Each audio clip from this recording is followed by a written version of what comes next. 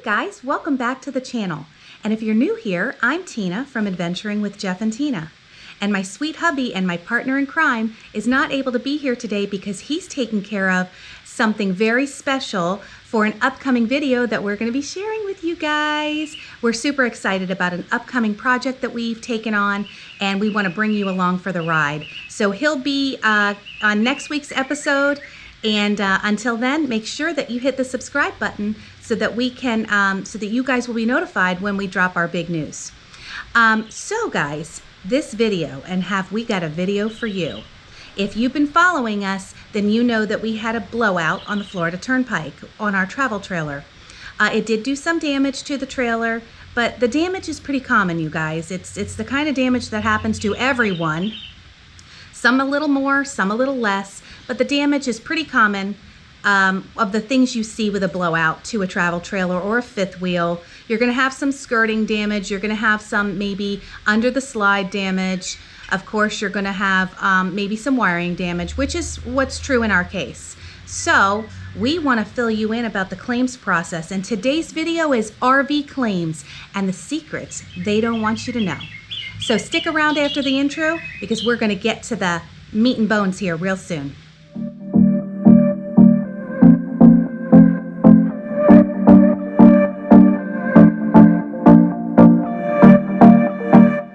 Okay guys, so like I said, if you watched our last video, you know we had a tire blowout, you know that it caused some damage. But no damage has been done that has been more painful than what the insurance company has put us through in the last 3 weeks. And these right here are estimates. A preliminary estimate from the insurance company, and 3 plus an additional estimate that is on its way from the local RV shop that we want to use to fix our rig. So you guys, have we got some information to fill you in on? So we're going to walk you through our insurance claims process to date. So the incident happened on a Thursday. We had put the claim in that Thursday evening along with our photos of our damage and a statement of the damage that was sustained in the incident. By Friday, we had heard from a claims adjuster, and by Monday, the claims adjuster had let us know that someone would be, an independent photographer was being hired to come out and take photos of our rig, which we felt was pretty efficient, and we were happy with everything up to this point. The photographer came out within 2 days of him being contacted, which we thought was very helpful. He did the photos, submitted them to the insurance company, and the insurance company provided us with their preliminary estimate of $637. At this point, Jeff and I knew that the damage to the rig was in excess of $1,000. We had already done a little bit of homework and had figured that out. So the $637 preliminary estimate was a lowball estimate and probably designed to push us underneath our $1,000 deductible. Moving on, Jeff and I did not agree with the $637 estimate and chose to get a second opinion from a local RV shop, which is what we did. We submitted our damage photos and the photos that were submitted by the independent photographer hired by the insurance company. And from those pieces of information, plus a little bit of information that we provided on the damage, they came up with an estimate of $3,100. So that was submitted to the insurance company, and the insurance company immediately came back to say that they would not accept that estimate as the rig had not been physically inspected. Okay, but the rig had not been physically inspected for their estimate either. So we went ahead and drove the rig to the local repair shop, who then did a physical inspection and provided photos of their findings to the insurance company and a new estimate of $2,100. The reason for the difference between $2,100 and $3,100 is that the insurance company will only write for work to be done for damage that can be seen with the actual physical eye. If there's damage that's believed to be in another part of the rig, like such as the wiring, the repair shop would have to take apart the obstructing pieces of the rig in order to access that area in order to be able to take pictures before the insurance company will write to have that work completed. So upon receipt of the $2,100 estimate and the photos, we immediately called the insurance company because surely they were going to approve our claim now that everything has been documented and they have all of the photos and a physical inspection has been done. But no, that's not what happened. The insurance company continued to have additional questions for the local RV shop on every line item. Specifically in this case, they were interested in their labor cost and basically tried to chew them down over their labor costs. So they were successful in that.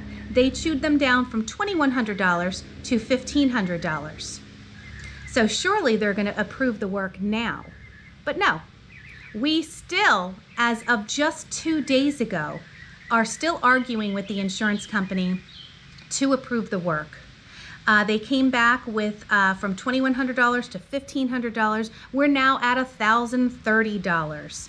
And that has now been approved after I raised Cain with the insurance company. So the reason for the $1,030 estimate is because it is work that they can actually see. They do believe there is damage to the wiring that is under the underbelly, but they will have to get into that, disassemble it to take photos in order to prove that the damage is there.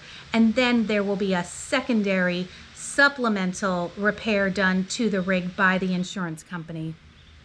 So you guys, you know that I'm super heated by now. And I did email the insurance adjuster and I basically laid out every fact from the beginning of this claim to where we're at right now, and laid out all the supporting documentation that they have had in order to make an approval on this claim process. And by the time I was done with that email, by the end of the day, we were approved for the $1,030 estimate. And so that's where we're at right now. Not a thing has been done to the rig. We are now waiting for the local RV shop to disassemble certain pieces of the RV in order to prove the damage to the wiring so that they can get a supplemental repair claim approved. This was a long process, a lot of red tape. And so what we have realized that the insurance company does is that when you walk through a repair shop's door, there are 3 prices. There is a walk through the door price, there's an insurance price, and there is a contract price. And this is what we're currently dealing with this particular insurance company. They have a contract with larger outfits such as Camping World, RV1, whoever they are. Not saying anything bad about those companies. I'm sure that they do fine work. Jeff and I chose not to use a company such as those or companies such as those because we do want our rig back within a matter of weeks rather than months. So, but what I did find out is that when they contract with someone that is large, like a large corporation or a large company like a Camping World or an RV1, they can do the work cheaper. They can also buy parts cheaper. Local mom and pop shops really can't compete with the pricing that they can provide. So you do understand that because of this, the insurance company is basically going to, tip the scales in such a way to make you actually be kind of forced into using who they contract with, because if you don't and the price comes back higher with a mom and pop shop, you're going to likely be tagged to pay the difference. So guys, in order to help you not to go through the aggravating, ridiculous nonsense that we've had to go through for the insurance claims process, we want to give you some tips that we think will help you. Tip number 1, find out how your insurance company processes claims. Do they contract with a larger outfit, a larger repair shop? If they do, you may want to give some consideration to this. If you're okay with using the larger outfits or the larger repair shops, then you won't have any issues here. But if you're not, and you want to use somebody local that you may have used in the past, you may run into issues here. This may be the place where they kind of try to push you in the direction of using who they contract with rather than allowing you to choose who you prefer to use. They may stick you with the additional cost or the difference in cost. Tip number 2, don't be fooled into using the most popular or the most widely used RV insurer because you might be shortchanging yourself. So I was interested in asking the RV shop a question, and I've got some inside information for you. Of the insurance companies, I wanted to know which one had a streamlined and fair claims process and which one was the most difficult to work with. And do you know what she told me? She told me that the company that we deal with, that Jeff and I have, is one of the worst companies to work with for the claims process. They tend to delay, and they tend to argue every line item, which ultimately hurts you, the policyholder, because it's you who's without your RV for however long it takes for them to decide if they're going to approve the work or not. But on the flip side, do you know what else she told me? That Progressive is one of the best companies that they've ever worked with and seems to streamline the claims process, making it more efficient and fair to their policyholders and also to the RV repair shop. So there you have it, guys. You might want to rethink your insurance if you have not yet had a claim or if you are unsatisfied with your current company. Tip number 3, do you know a friend or a family member with an RV? Ask them if they've ever had to put in a claim for their RV and what their claims process was like. That will be some great inside information for you to know if you should be utilizing the company that you have or if you should be shopping for new. Tip number 4, and my personal favorite. So those of you who may not know, I'm a paralegal. So research and documentation is my deal. And so that is tip number 4, is document everything. And you want to be documenting who you spoke with, when you spoke with them, what their title is with the company. You want to save all correspondence and supporting documentation because you may just need it if you end up finding out that the insurance company is playing what I like to call insurance games.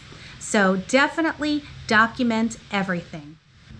Tip number 5, and my other favorite, don't be afraid to use matter-of-fact language and supporting documentation with the insurance company. You want to make sure that right from the outset that you're communicating your objectives and your expectations of the insurance claims process to the claims adjuster. If you feel like you're getting the runaround, you need to make sure that you clearly communicate that you are not happy, that you know that you are getting the runaround, and that you will escalate the matter further if need be. And escalate the matter further can mean many things. It can mean that you are going to speak to the claims adjuster's immediate supervisor. It can mean that you are going to place a corporate level complaint. It can mean that you are going to contact the Better Business Bureau or hire an attorney to write a letter on your behalf. This lets the insurance company know that you're not a dumb Joe Schmo off the street, that you are savvy and that you mean business about getting the job done and getting it done correctly. And tip number 6 is not really related to the insurance claims process. It's related to roadside assistance. And Jeff and I really are not happy with the roadside assistance that we purchased. We don't feel that it should have taken 4.5 hours before someone was able to come out and give us a hand. So we are currently reshopping to find new roadside assistance. So if you guys are using someone that you have had great experiences with, please tell us in the comments below. We're super interested in your comments and would love to know what your experience has been with the company that you're using.